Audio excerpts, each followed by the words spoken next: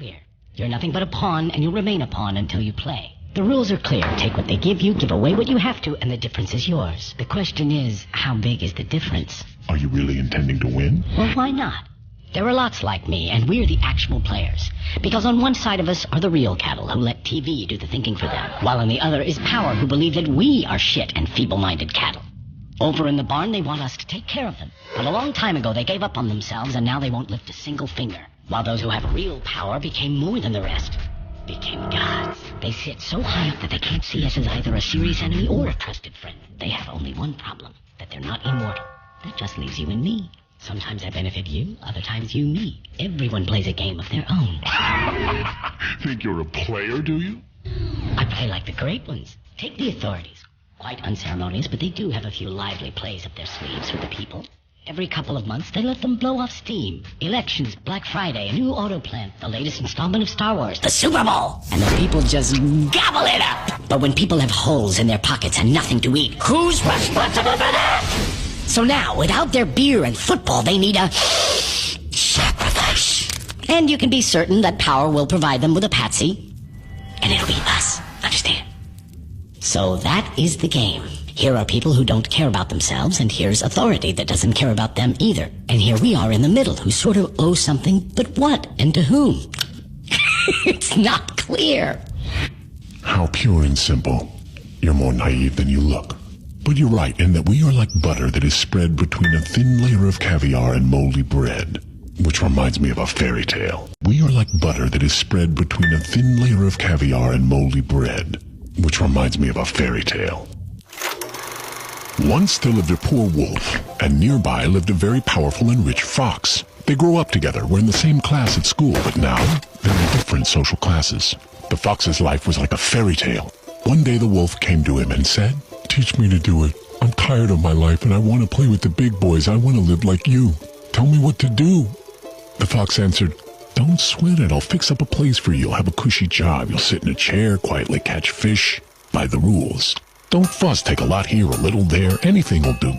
So the wolf nervously looked around and saw that everyone was doing the same thing. And soon, it was all working.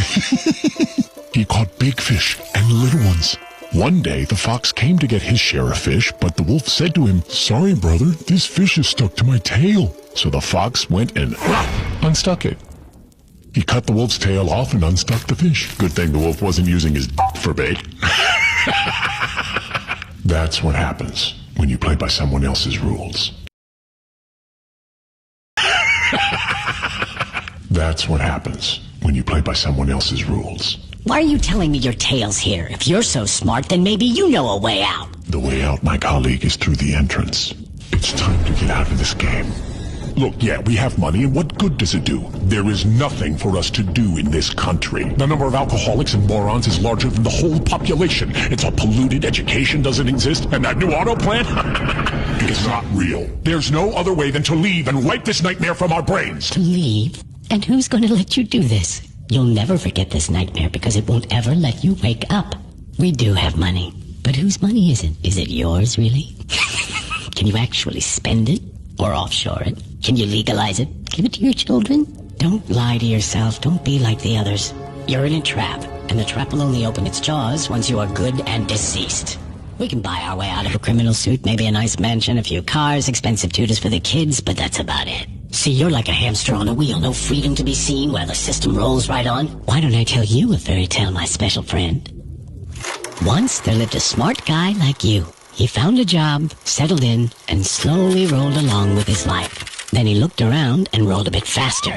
He was allocated a budget and he administered it wisely, and by the rules, he got his cut. You know what I mean? Why would you ever build a fence for $1 million when it can be done for so much more? So he rolled on like this. The books looked good. Sometimes they didn't quite balance, but mostly it was a well-oiled machine. He'd give a taste to get off in court, give a taste to avoid an audit, he'd give a taste to whomever caught him and get away. But came the day he decided, enough. I've made enough for myself and my kids. No more risk. Everything can change. I'm leaving the game. Quietly. I need to move my money out and leave. I got away from Grandma. I got away from Grandpa. I got away from the traffic cop, the prosecutor, and the tax police. And I can get away from you, Mr. Fox. And what? What? Just letting him go would have been a total loss for the fox. Nobody leaves. The fox hates feisty people. To those who want to leave, he gives a very tough time. Bounces them from the tax police to the DA to court, bleeds them dry and tosses them in jail. You asked for it, gingerbread man. Why are you silent? Hello? Are you even here? Leave him alone. He looks like he's asleep. What can I say? You seem to be making some good points, so I didn't chime in. So what do you want? To win? Or not to lose? Not to lose. It doesn't matter. How is it possible to win or lose in a game where the rules are constantly changing, but are never changed by you? I want to tell you a story, too. There once was a time... I want to tell you a story, too. There once was a turnip that grew very, very big. They started tugging it in different directions, but just couldn't pull it out. The turnip creaks, but it won't come out. Then one smartass said, why don't we just grab the turnip together and pull it in the same direction? They grabbed it, pulled really hard, and pulled out the turnip. It shined gloriously like the sun, so beautiful, so smooth. When the turnip was just sitting there, no one got anything at all. But after it was pulled, everyone had enough. There is one way alone for us to agree amongst ourselves, to finally write some rules ourselves. And that's when it will start. Our game.